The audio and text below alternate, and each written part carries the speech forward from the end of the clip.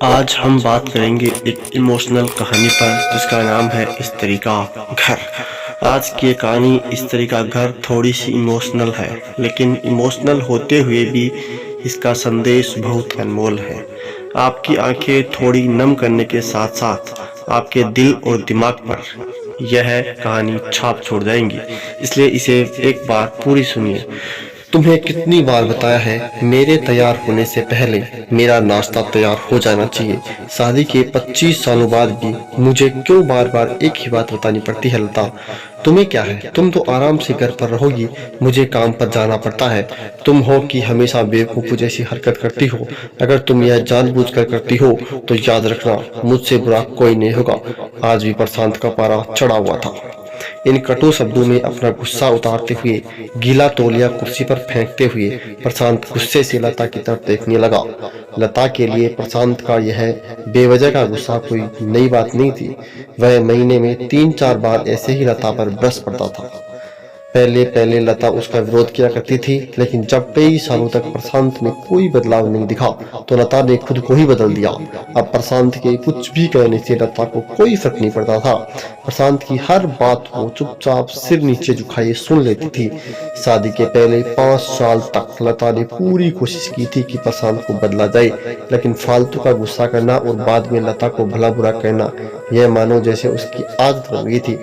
कोई भी वाद विवाद होता तो प्रशांत सीधा लता को बोल देता, अगर मैं तुम्हें अच्छा नहीं लगता तो क्यों नहीं चली जाती अपने मायके, क्यों रहती हो मेरे साथ? इतना सब कुछ होने के बावजूद लता प्रशांत के साथ रहती थी क्योंकि उसे अपनी बेटी की फिक्र थी। और वह जाती भी तो कहाँ, अपने बूढ़े हो चुके माँ बाप को इस उम्र में परेशान करना वह नहीं चाहती थी। समाज और लोग क्या कहेंगे, यह भी तो उसे देखना था। वह इतनी पढ़ी लिखी थी तो नहीं थी कि खुद जाकर कोई नौकरी कर सके और अपना और अपने बेटी का पालन पोषण कर सके। लता को अब अपनी फिक्र नहीं थी, उसको फिक्र थी तो बस अपनी शादी लायक हो रही बेटी की। लता नहीं चाहती थी कि पति पत्नी के झगड़े की वजह से सिमरन डिस्टर्ब हो। सिमरन की पढ़ाई पूरी हो चुकी थी, उसके लिए अब शादी के रिश्ते आने लगे थे। कई रिश्तों को सिमरन ठुकरा चुकी थी। 2-3 महीने बाद एक अच्छा रिश्ता सामने आया। रिश्तेदारों और पहचान के लोगों ने भी लड़के के बहुत गुणगान किए थे।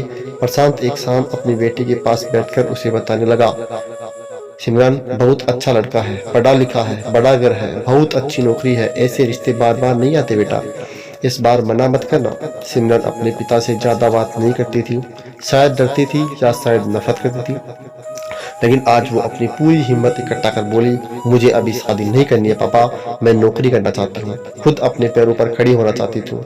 हाँ तो इसमें क्या बड़ी बात है, मैंने लड़के से बात की है, वह तुम्हें किसी बात के लिए नहीं रोकेगा, तुम शादी के बाद भी नौकरी कर सकती हो, वह तुम्हें नौकरी के लिए परमिशन दे देगा। प्रशांत बोला, मेरा नौकरी करना या ना करना उसकी परमिशन पर क्यों डिपेंड रहेगा पापा? सिमरन ने पूछा।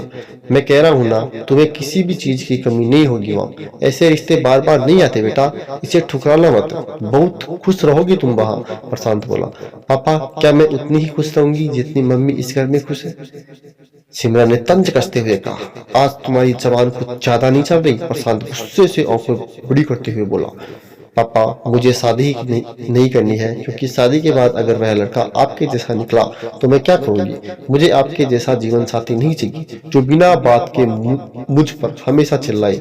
मुझे कुछ भी अपनी पसंद का लेना हो तो 10 बार सोचना पड़े, कहीं वह नाराज ना हो जाए, मेरी तबीयत कैसी भी हो उसे परवाह ना हो, रोटी थोड़ी सी मोटी बन जाए तो घर पर उठा ले, उसकी चेक न मिले तो मेरे ही दोस्त निकाले, और हर छोटी मोटी बात मुझे लायक जाने के लिए कहे। सिमरन ने अपना दिल खाली करते हुए पापा से कहे सब कह दिया। प्रशांत का गुस्सा 7वें आसमान पर था, लेकिन उसके मुंह से एक भी शब्द नहीं फूट रहा था। वो सिमरन की बातें सुन रहा था। सिमरन उतना ही बोलकर चुप नहीं हुई। आज पहली बार वह अपने पापा के सामने इतना कुछ बोल रही थी। पापा आपने माँ के साथ हमेशा गलत व्यवहार किया है, आप अपने ऑफिस का गुस्सा बिना सोचे समझे माँ पर उतार देते हैं, कभी इस बात की परवाह भी नहीं करते हैं कि कैसा लगता होगा।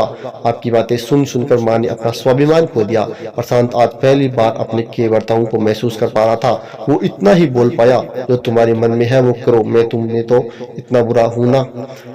सिमरन ने प्रशांत का हाथ पकड़ा और बोली, पापा मुझे सिर्फ एक सवाल का जवाब दे दो, क्या आप चाहेंगे कि मेरा पति आपके जैसा हो? अगर आपका जवाब हाँ तो कर दीजिए मेरा रिश्ता आज ही, और ना तो मुझे आप आत्मनिर्भर बनने दीजिए। प्रशांत कुछ भी ना बोल पाया और वहां से चुपचाप बाहर चला गया। आज उसे लता के सामने जाने में शर्म आ रही थी। चलते चलते उसकी आंखों से आंसू बह रहे थे।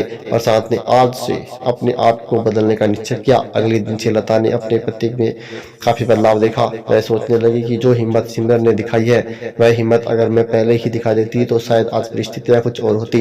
अब सिमरन पढ़ लिख कर अच्छी नौकरी करने लगी थी और 3 साल बाद उसके लिए एक अच्छा रिश्ता आया। वो उसकी विदाई पर प्रशांत बोला, बेटा तू हमेशा खुश रहेगी क्योंकि तेरा पति तेरे बाप जैसा नहीं है। प्रशांत की यह बात सुनकर लता और सिमरन की आंखों से आंसू बहने लगे। दोस्तों, हमारे समाज में औरतों को भले ही देवी का दर्जा दिया जाता है, लेकिन वह स्वतंत्रता नहीं दी जाती जो उन्हें देनी चाहिए। उन्हें बचपन से ही बताया जाता है कि वह पराया धन है। स्कूल से आने में देरी हो जाए तो पिटाई मिलती है, मोबाइल पर बातें करते हुए दिख जाए या खिड़की से झांकते हुए दिख जाए तो शक किया जाता है। माँ बाप का घर तुम्हारा नहीं है, पति का घर ही तुम्हारा घर है। जीवन भर यह बातें बता बता कर उन्हें ससुराल भेज दिया जाता है। वो एक दिन किसी छोटे मोटे झगड़े में ससुराल वालों से उन्हें सुनना पड़ता है कि इस घर को छोड़ दो और मायके चले जाओ। अब आप ही बताओ दोस्तों, ऐसी परिस्थिति में ऐसी स्त्रियों का सच्चा घर कौन सा होगा? आखिर वह किस घर को अपना घर कहें? दोस्तों जरूर बताना कमेंट करके। आपको यह स्टोरी बहुत अच्छी लगी हो तो कमेंट करना। धन्यवाद दोस्तों। जय हिंद, जय भारत।